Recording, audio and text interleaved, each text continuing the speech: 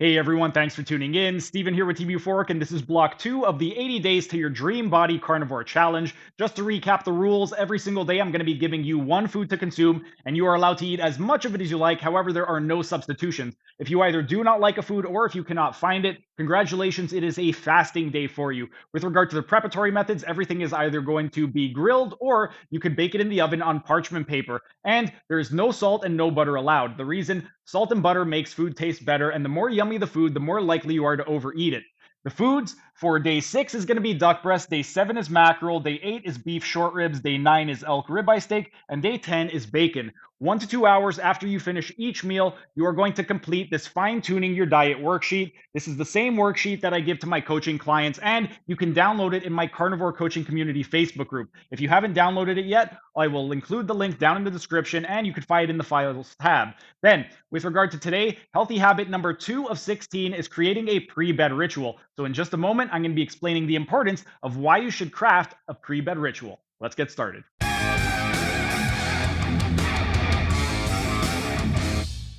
Healthy habit number 2 of 16 is to create a pre-bed ritual. Sleep is incredibly important. That is when your muscle repairs itself, your soft tissue grows, your body synthesizes proteins, and also hormones are going to be released. Some of the key hormones that are going to be released during sleep are melatonin, which helps to regulate the sleep-wake cycles, growth hormone, which is important for growth and cellular repair, and also leptin and ghrelin, which helps to regulate your appetite. With regard to leptin and ghrelin, ghrelin is your hunger hormone, and that's going to let you know when you are hungry and want to eat, and leptin lets you know when you are full. With regard to ghrelin, ghrelin has also been linked to poor decision making. So if you get a bad night's sleep, your ghrelin's going to be elevated, and not only are you going to be hungrier first thing in the morning, but you're also going to be much more likely to eat terrible foods because you're going to be making poor decisions. Now, with regard to sleep, for the average person, anywhere from 7 to 9 hours of sleep is going to be ideal. However, there are some people that have rare genetic mutations that will allow them to get a lot less sleep and still be completely fully functional. If you happen to be one of these rare genetic outliers and you have a genetic mutation to the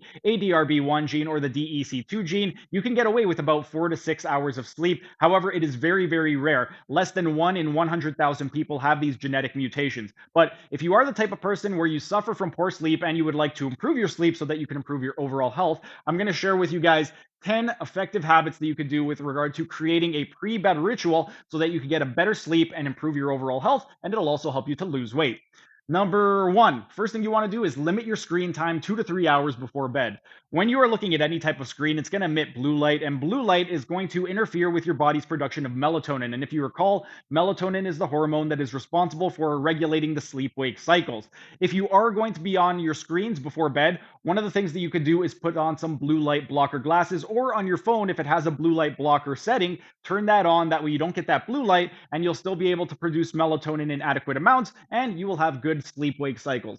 Next, what you would want to do is use dimmers and blackout curtains. With regard to dimmers, at nighttime, if you have all the lights on, it's completely bright, it's going to really interfere with your body, because one of the things with regard to light is it interferes with the natural circadian rhythms. Prior to electricity, we woke up when the sun rose and we went to bed when the sun set. Now we have all of this artificial light blasting in our eyes. So, from a physiological and from an evolutionary standpoint, our body can't differentiate if it's night or not based off of the amount of light that we are getting. So, if you do have a lot of lights in your home, I would recommend installing some dimmers and dimming them a couple of hours before bed, as well as taking some blackout curtains to your room. If you have any windows in your room whatsoever, blackout curtains are absolutely terrific. The as pitch black as you can get your room is going to be ideal. If you can put up blackout curtains, ideally you have no windows in your room at all. But if you put up blackout curtains, you're not going to be able to see any light whatsoever, and it will greatly improve the quality of your sleep. The third thing that you could do is remove all electronics from the bedroom. This Part of it goes back to limiting the screen time 2 to 3 hours before bed. But then the other thing is, a lot of people, they tend to use their cell phones as their alarm clock. Me, I have an analog clock instead of using a digital one or my phone. And the thing with regard to using your phone for an alarm clock is, if you end up putting it even on airplane mode, it's going to affect your delta brainwaves. And your delta brainwaves, those are the most reliable markers we have for measuring sleep. So even on airplane mode, if you have it on airplane mode for up to 2 hours after you are off your phone, those delta brainwaves are going to be suppressed, and it's going to interfere your sleep, and not just your sleep, but your deep REM sleep. Another thing is, you could take a hot Epsom salt bath before bed. Epsom salt is going to be really, really rich in magnesium, which is a really good muscle relaxant. Plus, it's nice and calming. So if you take a nice hot Epsom salt before bed, you're going to be really relaxed. Your muscles are going to be nice and calm, and it's going to make it easier for you to fall asleep. The fifth thing that you could do is use some calming essential oils or incense. Lavender and clary sage are two great essential oils that you can use for bed. For me personally, I am not a fan of lavender just because I do not like the smell. So for me, I would like to either light incense, and the incense that I light would be sage, or I would just put some clary sage in a diffuser and just allow the aroma to fill up the room. And it's really, really great for going to bed. But those would be my top two choices. I would say lavender and clary sage. If you're like me and you don't really like the scent of lavender, opt for clary sage.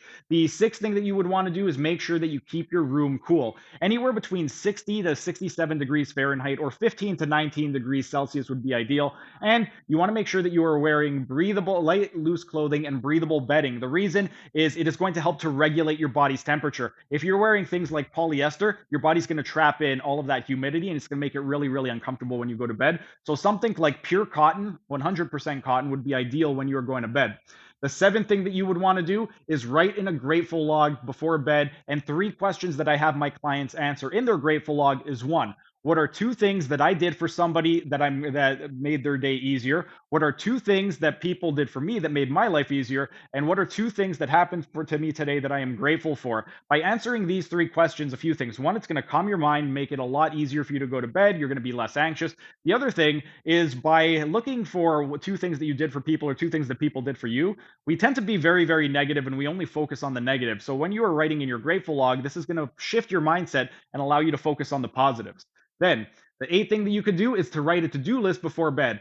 This is going to help clear your mind of any racing thoughts. A lot of people, especially if they have very, very busy and hectic lives, they have so much going on the next day, and it can be very, very overwhelming. So if you know that you have a shit ton of stuff to do the next day, write everything that you have to get done. That way you know exactly what you have to do the next day. It'll be out of your mind, and you could just sleep nice and soundly. And then the last thing would be some sleep supplements. With regard to sleep supplements, one of my favorites is ashwagandha. Ashwagandha, it's an adaptogen and it helps you to manage stress and anxiety. Next thing that you can do is take some magnesium threonate. Magnesium threonate is great for calming the nervous system, and also it is a highly bioavailable form of magnesium, so your body's going to be able to readily absorb most of it. Next thing is going to be GABA. GABA is a neurotransmitter. It helps to calm down the nervous system, and also it is going to help to reduce any type of stress and anxiety that you are experiencing. You could also take glycine. Glycine is going to be an amino acid, and it is great for enhancing sleep. It's also going to reduce any type of morning fatigue. So if you find that you're a little bit groggy first thing in the morning, glycine would be terrific before bed. Another thing that you could do is take melatonin. We already mentioned this a couple times with melatonin. It's a hormone that helps to regulate your sleep wake cycles. With regard to melatonin, this isn't something that you would want to take on a regular basis because it can interfere with your body's natural ability to produce melatonin. So, melatonin, I would only really take this as a last case resort. Let's say you have something the next day and it's causing you a lot of anxiety and you can't get it out of your head and it's making it really difficult for you to fall asleep. This would be something where once in a while you would take melatonin, but I wouldn't recommend taking it every single day. The next thing is going to be valerian root. When I take valerian root, I like to drink it in tea form, and valerian root is going to be great because it has a lot of sedative properties, and also it is going to be great for regulating your sleep wake cycles.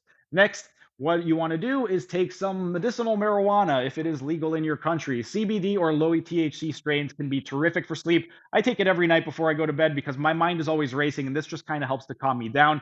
With regard to marijuana, a lot of people have misconceptions and they have very outdated ways of thinking of it. They think of indica and sativa, but really you want to look at the terpene profiles because the different terpenes in the marijuana strains, that's going to dictate the effect that it has. Some are going to be more calming and some are going to be more energizing. With regard to the calming terpenes, one of them is going to be linalool, another one is myrcene, another is going to be beta caryophyllene, another is going to be terpinolene, there's humulene, and then there's bisabolol. Those are going to be the terrific terpenes that are going to help to calm you down, make it reduce anxiety, and just make it easier for you to fall asleep. So those are the ones that you would like to stay. There is one where it's 50-50. There's one called limonene. Limonene, it can be very energetic, and for some people, it can have a paradoxical effect, and it can be very, very calming. But generally, I would stick away from limonene unless you want to take it in the morning as an energizer. You could try it out. Be cautious though, because it can kind of give you a little bit of an energy boost. And then the last thing, you want to make sure that you have your head on the pillow by 10 p.m. If you have your head on the pillow by 10 p.m., you're going to be able to get a nice long night's rest. You're going to be able to hit that 7 to 9 hours of sleep, and you should be completely refreshed. Thanks for sticking around until the end of the video. Be sure to like, share, and leave a comment as it'll help the algorithm. And if you enjoyed the content, show your support by subscribing to the channel by clicking on the icon in the bottom right corner. And if you really want to show your support, then consider becoming a member by clicking on the icon in the bottom left corner. These new high quality videos aren't cheap to edit, and the $5 membership will really help with the video editing budget. You'll also get access to a ton of exclusive perks like early access to videos and this program design lecture playlist in the top right hand corner. And if you want to learn how to do a one-armed pull-up, then check out the playlist on the top left corner.